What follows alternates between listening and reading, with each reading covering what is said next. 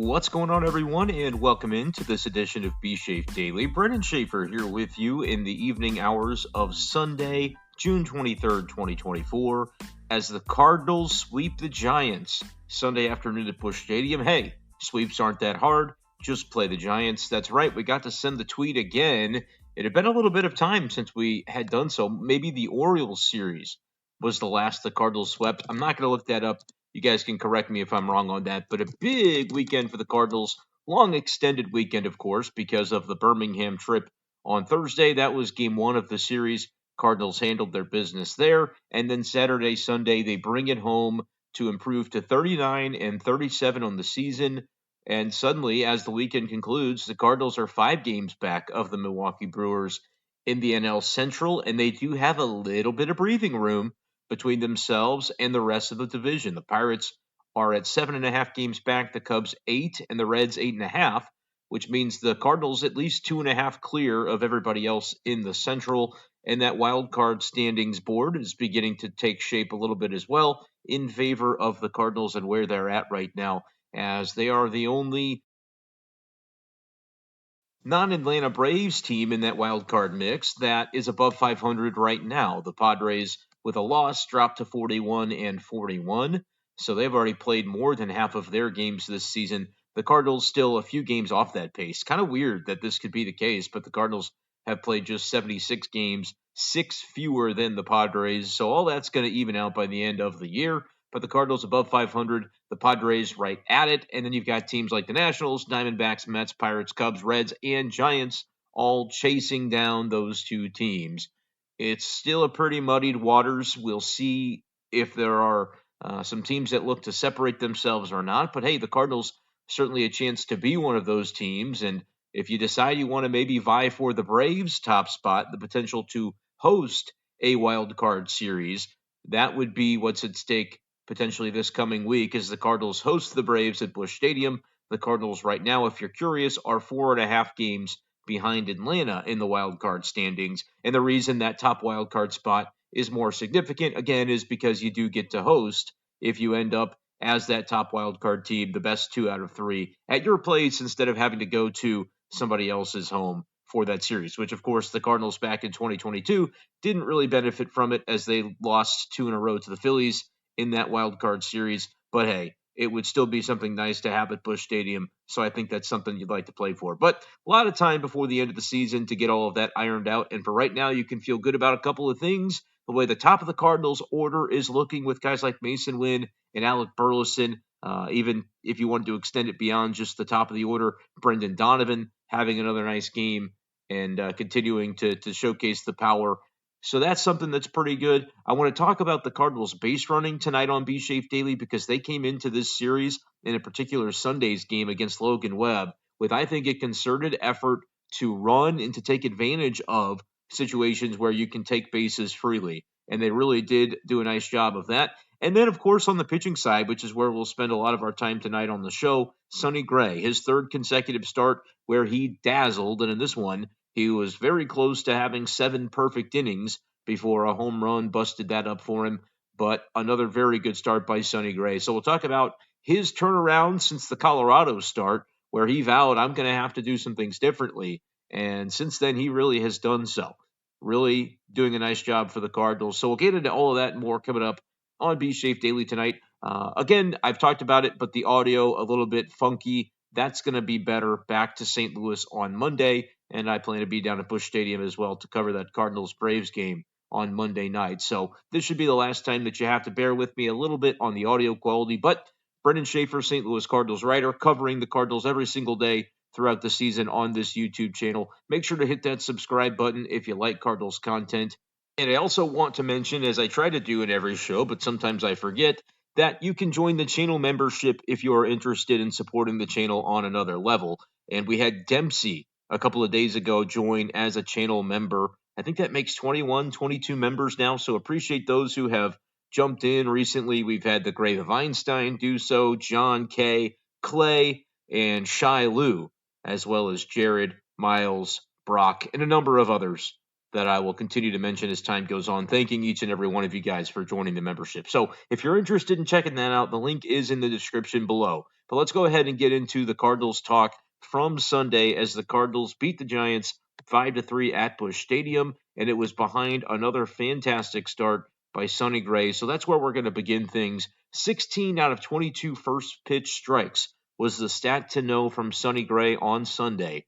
Because if you think back to that game against Colorado from a few weeks ago, where Sonny was not able to get through the fifth inning at Busch Stadium, and walks were the reason that his outing sort of unraveled on him. And if you recall, that was the game caught by Ivan Herrera, and those two maybe were not exactly on the same page with the way that Sonny wanted to attack. And part of that was something he addressed after that game, where he said, I need to be willing to use my stuff in the middle of the plate, work from the middle toward the corners, rather than try to pick at corners throughout my outing and be a little bit too fine with things. And I don't think that this was anything that was controversial as it related to Ivan Herrera and the game calling that day, but it was just a realization that Sonny Gray had to say, this is where I need to be in order to maximize my stuff. I've got to get ahead in counts because I can then pick guys apart when I do so. If he gets into those pitcher-friendly two-strike counts, Sonny Gray is lethal. But when he's not, when he gets behind in those hitters counts, he suddenly doesn't have that same level of confidence in being able to put the pitches where he needs to. And it makes sense, too, because hitters suddenly have a little bit more confidence in facing him than you'd like to see when you're on the mound, because they're able to recognize, look, I don't need to do anything that's outside of my comfort zone right now. I don't need to chase. I don't need to give in to what Sonny Gray is trying to get me to do, because I am playing as the hitter from a position of strength when I'm ahead in the count. But when they're behind, boy, oh boy, Sonny Gray is able to pick them apart because he has an arsenal that can do a little bit of everything to guys. He throws one of the best sweepers in baseball, but he doesn't throw it all the time. He picks and chooses his spots. I think he's better than anybody at kind of identifying where and when he needs to break out certain pitches. But it all begins with him being ahead in pitchers' counts. So for him to go 16 of 22 first pitch strikes today, I think that is indicative of why he was able to have all of the success that he did. And it's been a pretty consistent aspect of his starts over the last three now, when you date back to that Colorado game where it just didn't go the way that he wanted it to. And he was able to kind of course correct and identify almost, matter of moments after that game, maybe where things had gone off the rails. The next start, I think it was important to mention, the one against Pittsburgh where he was great, had 7 innings of 1-run ball and struck out 9.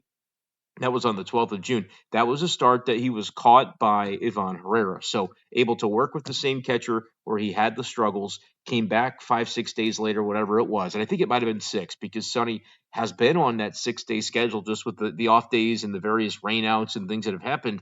He's even had a little bit of that extra rest, which is going to be a factor when we talk about why did Oli Marmol pull him after 80 pitches in the game on Sunday. That's going to be something I do address, and we'll hear from Oli Marmol with some post-game audio on that topic as well. But I wanted to mention that Herrera did catch Sonny for one of his really good starts during this stretch, just so people don't say, oh, it's a Herrera problem exclusively, because I don't think that would be entirely fair. But then you remember the previous start. That one was a game against the Marlins. I mean, previous to the one that he had this afternoon at Busch. Start against the Marlins where he pitched into the 8th, and everybody was sort of wondering, what, did they pull him too early in that game? And that was where Jojo Romero came in. He walked Jazz Chisholm and then allowed the home run to Brian De La Cruz, which forced the Cardinals to have to use Kittredge and Ryan Fernandez, and they went 12 innings in the game, eventually getting the win over the Marlins that day. But at what cost, right? We talked about the bullpen and the way that it had been taxed to the max during that stretch, and that 12-inning game was an example of it. But Sonny Gray was very good in that one. That one was a game caught by Pedro Pages. Now, of course, Ivan Herrera is on the injured list, so Pages going to be the guy until Wilson Contreras comes back, which hopefully is going to be Monday. Nick Raposo probably hoping for the opposite of that, but I assume that it should be very soon for Wilson Contreras. But it was the game on Sunday afternoon, again started by Pedro Pages, where he calls a nice game and seemed to be in lockstep with what Sonny Gray was looking to do, and obviously with what Sonny Gray is doing when he's at his best, because he was able to go 6 2/3, perfect innings, no hits, no walks, no nothing, until he gives up, of course, the home run to Giants catcher Patrick Bailey. And that's never a fun way, right? To lose a no-hitter, to lose a perfect game is to give up a bomb. But you know what? Got it out of the way, and that was that. Sonny was able to come back to the next batter and be able to execute and get done what he wanted to get done in that subsequent spot. So got through the seventh inning, allowing just that one hit. It was, of course, a home run. Didn't walk anybody on the day and had 8 strikeouts. Sonny Gray was very good, lowering the season ERA to 2.81. And of course, pitching the Cardinals to a win. He's gotten decisions, I believe, in all of the starts that he's had this year. Well, I guess that would have been the case up until the Miami game, right? Because that was when Jojo Romero gave up the home run and that tied the game. So that's the only one that he hasn't had a decision. He's 9-4. He started 14 games.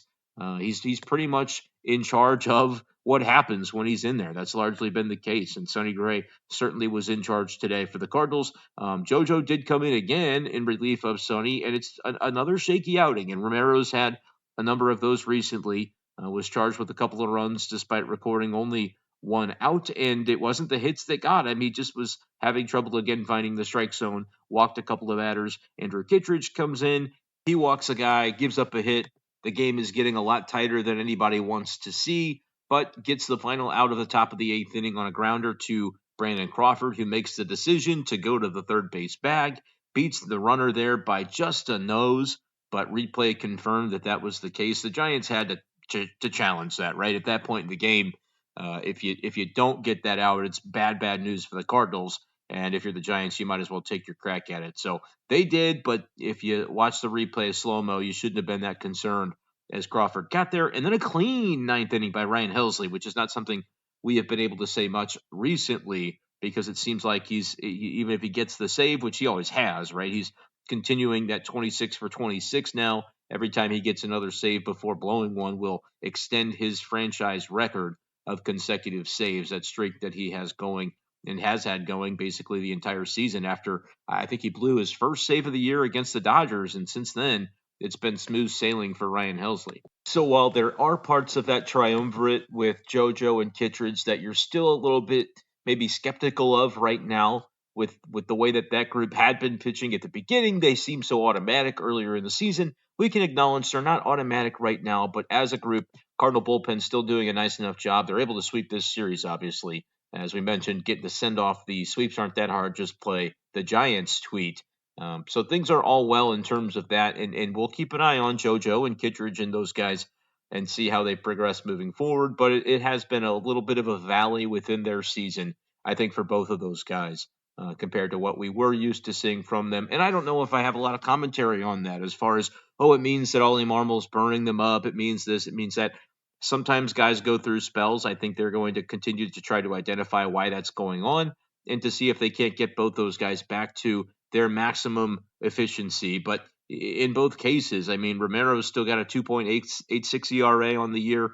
Andrew Kittredge is at 3.12. So it's not that these guys still haven't been good relievers. They're just not as good as the Cardinals were used to seeing from them the first couple of months. So we will keep an eye on that. But I want to spend a little more time talking about Sonny Gray because I know that it was a topic of conversation as to why was he removed from this game when he was. He doesn't give up his first hit until that 7th inning. It ends up being a home run. He records it out on the next batter, and he's out of the game thereafter. They go to JoJo in the 8th when it was, I believe, some right-handers coming up, which makes you maybe feel even less good about that decision. As far as why it was Romero and not Kittredge to begin with, as far as why maybe not somebody else out of that bullpen from the right side. Obviously, Giovanni Gallegos is back now, and you don't want him in that spot. I think they're going to be looking for a more ideal set of circumstances to mix Gio back in for the first time. And even though a guy like Chris Roycroft, Oli Marmol had been willing to give some leverage opportunities too, we weren't so sure he was ready for that, but Oli had done it. Well, he's not on the roster right now. Came down for the Kloffenstein edition on Thursday, and then Kloffenstein goes down for Gio. So they just don't have as many righties, I think, as they'd like to have in terms of those leverage spots right now available. And so JoJo was the choice. But why is it that once again we see Sonny Gray seemingly sailing along? He's at a pretty reasonable pitch count, only 80 total pitches, and Oli Marmol takes him out.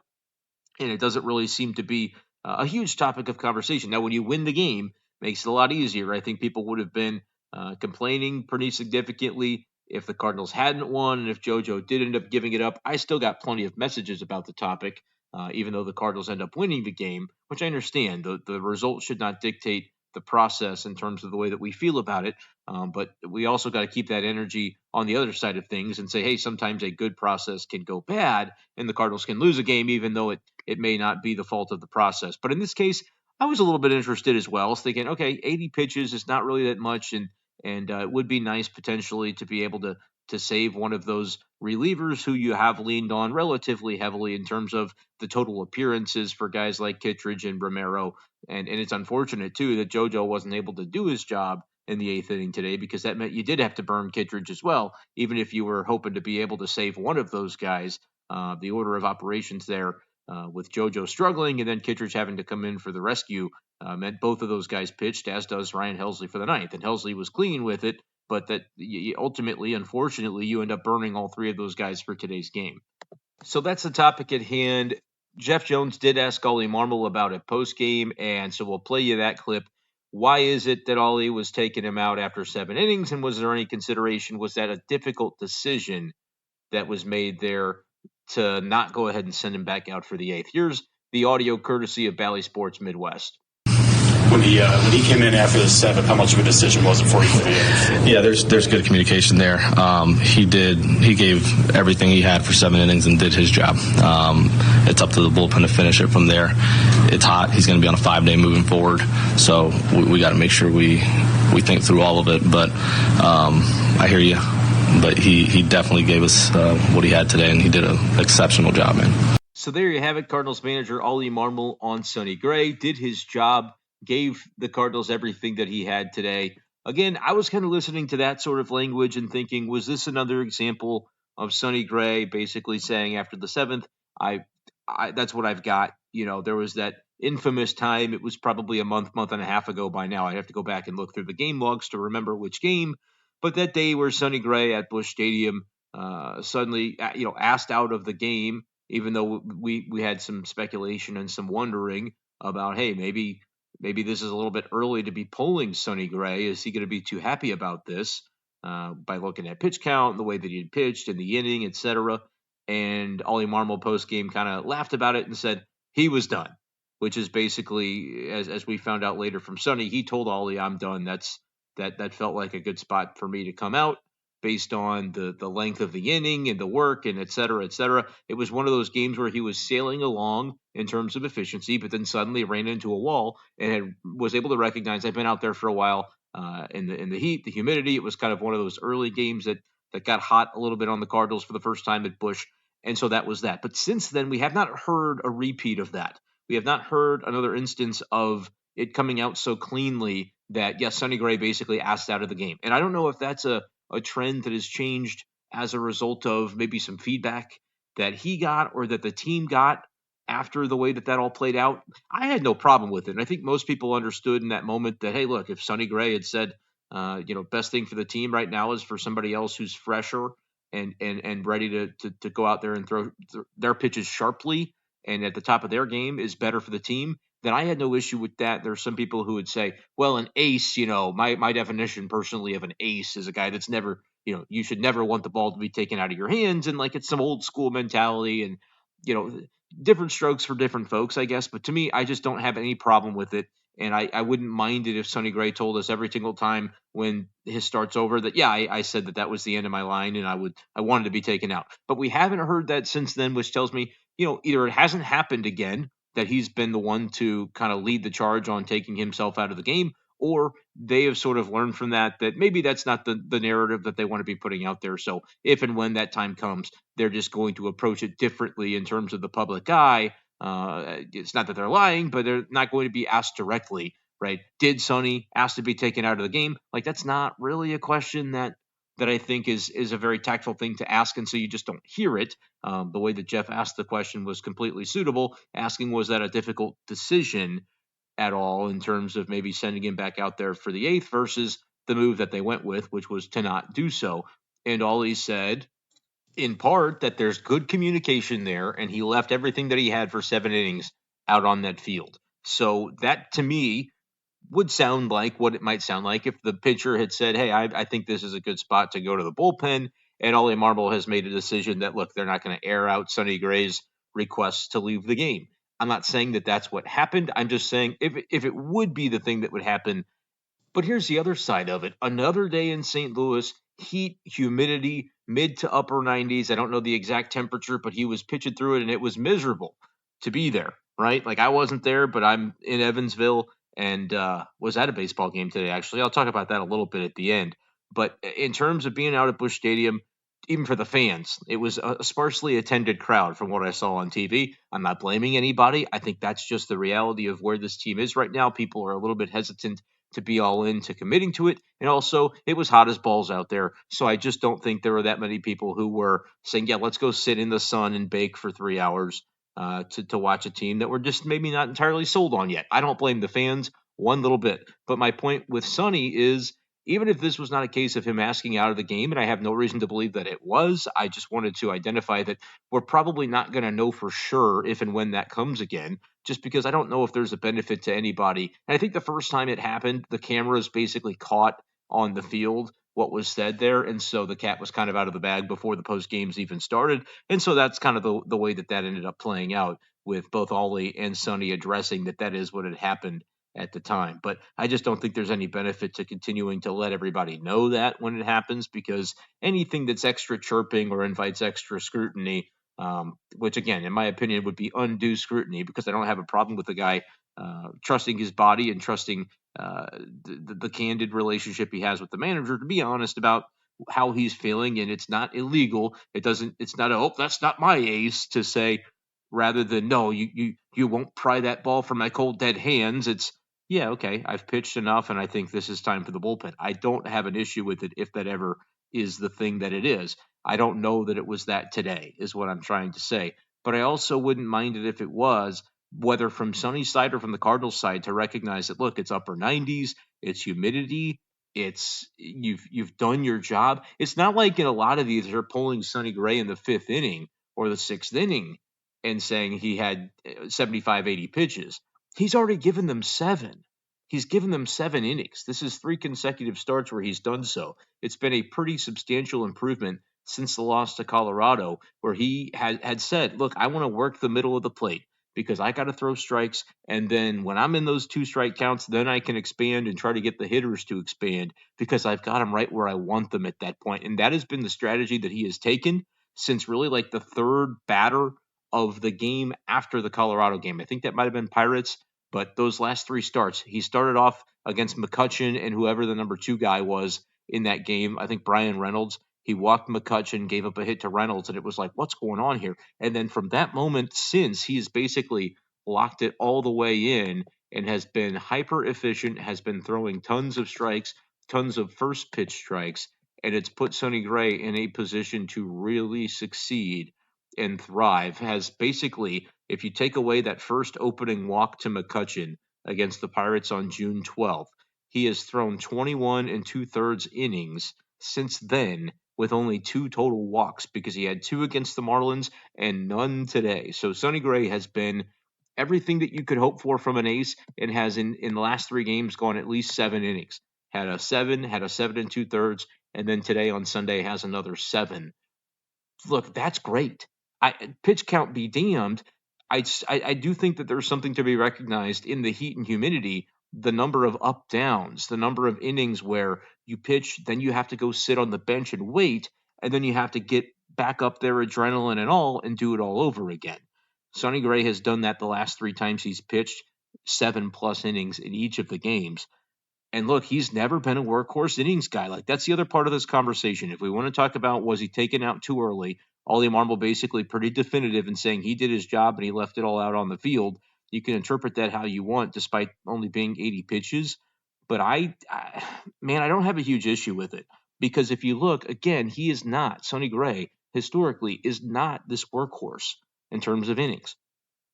I know a lot of the conversation this offseason with the Cardinals and the moves they made for the rotation was about getting innings eaters, but I think that was more pertaining to what they want Lance Lynn to be, which we'll see tomorrow. I think it's his game on Monday, whether or not he can kind of dial that in and start to become that a little bit better for this team.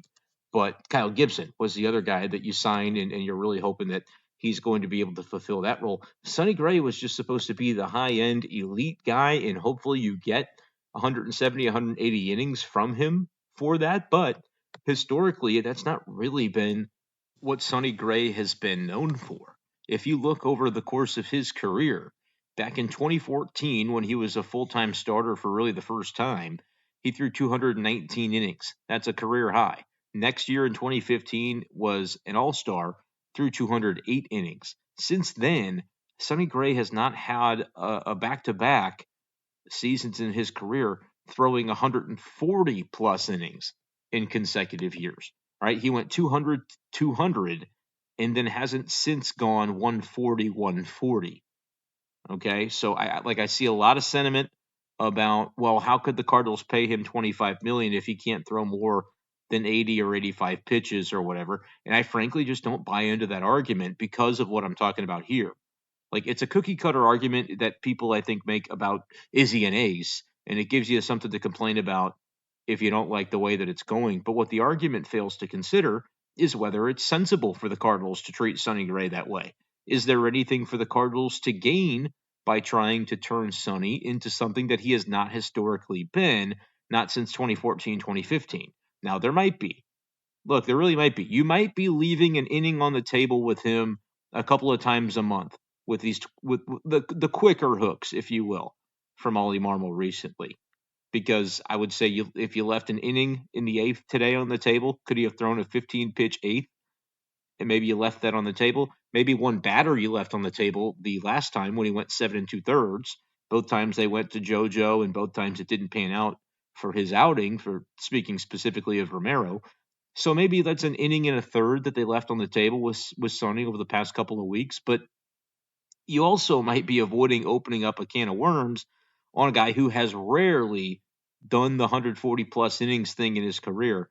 And again, we're not talking about 180 or even 160, but 140. He has not gone back to back with that since really it's been a decade since we've seen that, 2014, 2015 from Sonny Gray. And I'll read through it. And this is not like a bash on Sonny Gray as a workhorse sort of podcast, but I'm just bringing up these points to demonstrate that, look, the Cardinals knew what Sonny Gray was when they signed him, and maybe it wouldn't be the worst thing in the world for him to just continue to be what he's been, because what he's been, especially in more recent years, is really something special. And you understand, too, that he threw 184 innings last year, and historically, he has not, in the years where he follows up a pretty hefty innings load, he hasn't followed it up with another one. That just hasn't been the case. I'll read right through it from 2015. I mentioned that was 208. In 16, he had 117 innings and really was not effective, a career-high 5.69 ERA. 2017 was a year in which he was traded for the first time from Oakland to the Yankees, but totaled 162 innings. Good numbers, 162 innings, which I think would be a perfectly fine number for him to have this year with the Cardinals, and he's on pace to very well exceed that. Coming in, I probably would have said closer to 180, 175, 180, and you can go back and find on podcasts where I probably did say that. But if it was 162, especially considering he missed like 2 or 3 starts to begin the season on the IL, then that's not the end of the world.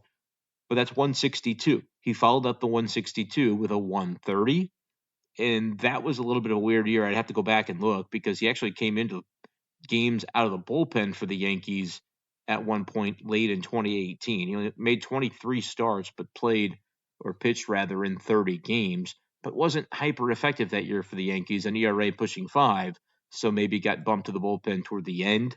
And that is what it was. I don't know the exact circumstances, but he was pitching in relief mostly August and September of 2018 that year for whatever the reasons were, and then signed with Cincinnati the next year. That's when he was back up to 175 innings, and then it was the COVID year where he did make 11 starts, so that was pretty good, pretty on pace for pitching a full season, but only 56 innings in those 11 starts, so that's just about 5 innings per start is all that was, so not a huge innings eater again in that campaign. 135 in 2021, 119 in 2022, and then 2023 had the 184 innings, and the Cardinals signed him off of that, the number 2 in the Cy Young finish in that year. So I've ran through the gauntlet there on Sonny Gray's career.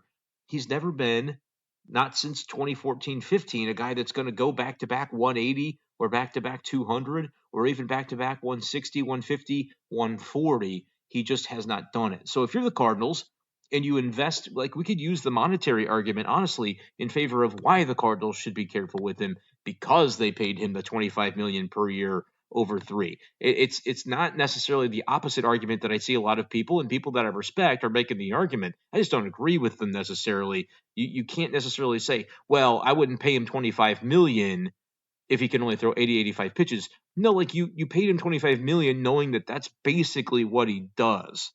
He basically will be a guy that's really effective for the innings he throws, but it's not necessarily going to be a 200 inning guy or even a 180 inning guy in back-to-back years. They just haven't seen that from him in a while. Now the Cardinals do need him to be, 160, 170.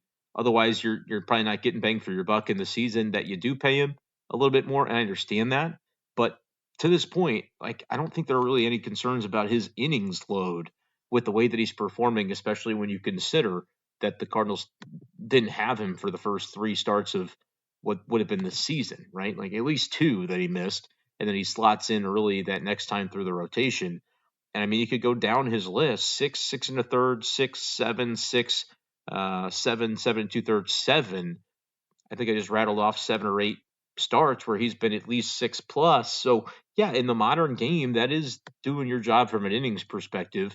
And just because he's been efficient in some of those games and all he's been pulling him earlier, I don't think is necessarily the end of the world. And it also could be an effort for the Cardinals to try to preserve and get more out of him. So certainly, I think I'll get some pushback from some Cardinals fans on this, but let me know in the comments below what your thoughts are. Like again, I think it does boil down to if the Cardinals can get the most out of him by toggling or even just being smart when the opportunity to be smart presents itself.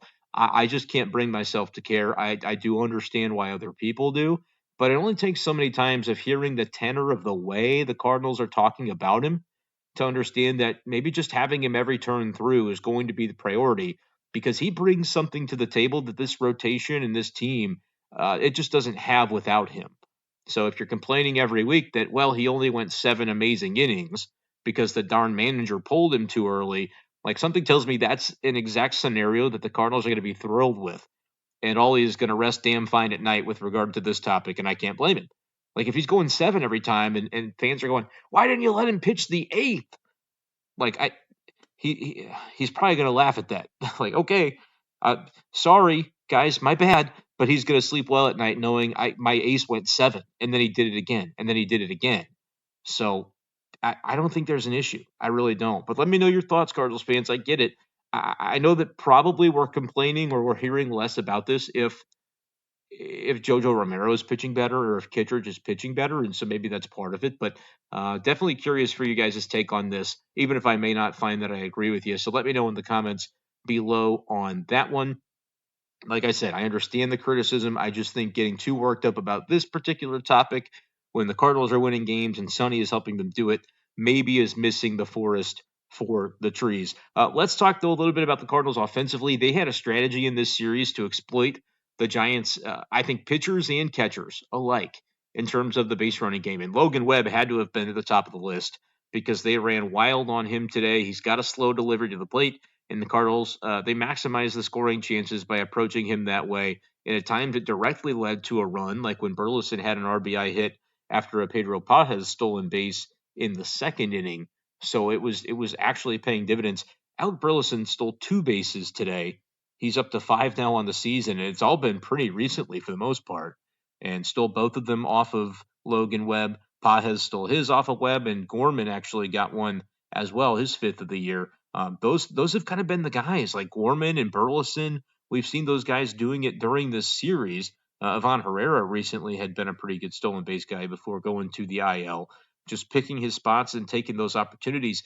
And I think it's just interesting who it is, right? Like the Cardinals are running with some authority and trying to take advantage, but it's not always the guys that you'd think it would be. I mean, they stole 4 bases today, and none of the 4 were guys that you would think of as traditional runners or base stealers. But Burleson has been at the top of that list, and it's pretty funny too because he was, always a little bit hurt. Of people don't think he's in great shape, and that thing at winter warm up where everybody was praising Luke and Baker for his transformation physically. And Burley said, "Hey, I lost 12 pounds or whatever it was." And so just kind of tongue in cheek. But then when it came to the StatCast on him running around the bases the other week, I think it was in the Cubs series, and Brendan Donovan had to go immediately get the StatCast. So, like, it's a thing just talking about Burley and being a speedster. So the fact that he's one of the guys stealing bases like this tells me, he's taking full advantage of the scouting report, and I think takes some pride in that. But then, like, Pages gets one, the Herrera steals that I mentioned. So that's like the catchers who are going to be hyper aware of scouting related stuff because they're doing it on the other side, ending up to take advantage there. And Nolan Gorman has done it too, even though offensively, I think Nolan Gorman probably should be dropped in the batting order at this point. He's hitting sub 200. It was 0 for 4 today, but did get on base. 194 is the batting average, and his OPS is down to 693. So a bit of a separate conversation, but I think he's kind of entered that black hole territory where I would move him down until he finds it. No spite in it. He's just not really helping you win by batting that high until he starts to perk up. But I like the strategy. I think being a hit and run team is or a team that just takes advantage of their opportunities when the other side presents them is the type of team the Cardinals want to be. And lo and behold, you do that, and it kind of comes hand in hand with what they were able to do with RISP, with runners in scoring position. They were 5 for 13 today. That's very, very good. You have a lot of opportunities, and then you hit for like a 350 batting average in those opportunities. That's impressive. That's the kind of game that you really can feel pretty good about. 5 runs is whatever it is, but to be able to come through with 5 hits with RISP, you feel pretty good about that if you're the Cardinals. Up and down the lineup, continuing to see the tone set by guys at the top like Mason Wynn. He did have 3 Ks today, but had a hit and a run scored. Burleson goes 2 for 4 with a couple of RBIs. They had it going right off the bat with the double by Mason Wynn to lead things off, and then Burleson driving him in, instantly getting the Cardinals on the board. Goldie had a hit. Donovan had a little bit of a rougher day, but still had a ground rule double that plated Alec Burleson as well in this game. That was in the first inning. So to see the Cardinals be able to jump out and make it happen from the word go has been a pretty nice trend to see for this Cardinals team, and for that to come against Logan Webb, who is a pretty legit pitcher for the Giants, you feel very good about that. And just a nice series, I think, overall, although it did span over 4 games in 2 states, for the offense in general to be able to come through the way that they have. And I want to mention, too, before we get out of here, Dylan Carlson had 2 more hits today. He was 2 for 4, knocking on the door now of a 200 average. He's up to 198. And I think if you were to play some selective endpoints with his recent streak, he's not really hitting for much power, so the OPS is not that impressive. But you could go back 3 weeks plus a couple days here or there and find a stretch where over that span, Dylan has been hitting like 280 or so over the past 3+ weeks or whatever it's been. So he's kind of slowly starting to come out of it, and he's had some very good-looking swings. I understand still if you're just looking at the numbers going, oh, he's hitting 190-something, low OPS. Dylan Carlson's probably a black hole in that lineup, but he's been playing better recently, as has Brandon Crawford as well, who had, this is almost too crazy to be believed, but it's true, the double that he had in the bottom of the 8th inning. So at top of the 8th, I mentioned that he ended the 8th inning there in the top half by beating the runner to the bag at third. So a nice defensive play there, avoiding a nightmare scenario. But then the double was an RBI double that scored Dylan Carlson after his double in the bottom of the 8th. And they throw the ball out, the Giants do, to make sure that Crawford gets it back, because amazingly, it was his first hit as a Cardinal at Busch Stadium in late June.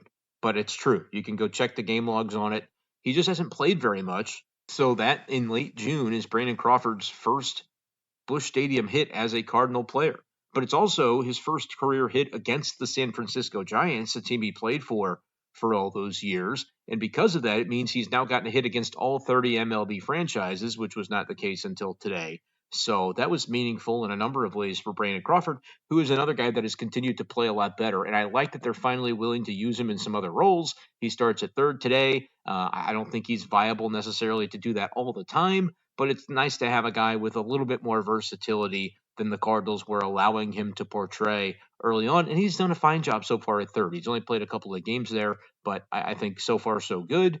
And maybe something that they'll need more from him coming up, because we don't know about Arenado. He was not really available for the game today. He's still dealing with the left arm. Remember, the right arm was plunked by a pitch earlier in the week.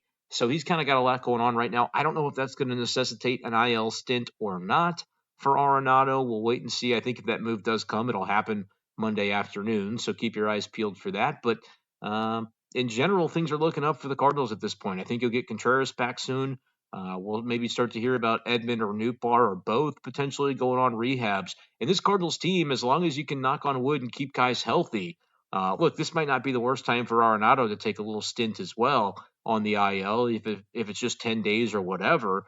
But think about on the other side of that All-Star break, which is coming up in mid-July, if the Cardinals by then can manage to not lose anybody additional to what they've already got on the shelf, and they can get back by, say, right after the All-Star break, if you've got a healthy Contreras, a healthy Nootbaar, a healthy Tommy Edman, and a healthy Arenado again, suddenly this team could look a lot different. And then when you're starting to parse through trade deadline acquisitions, John Mozeliak could theoretically do it from a position of better strength. We'll see if that ends up being the case or not. Obviously, more guys can get hurt than have already, but you could see with the Cardinals not even at full strength at this point and a far cry from it, they're still finding ways to make those gains in the standings that have been a long time coming. So let me know where you're at on this Cardinals team. Obviously, this series against the Braves is going to be a big one. And if you can set a tone with Lance Lynn, who's been maybe one of your lesser starters in terms of performance recently, suddenly, man, this thing could really be cooking. So let me know your expectations coming up against the Atlanta Braves and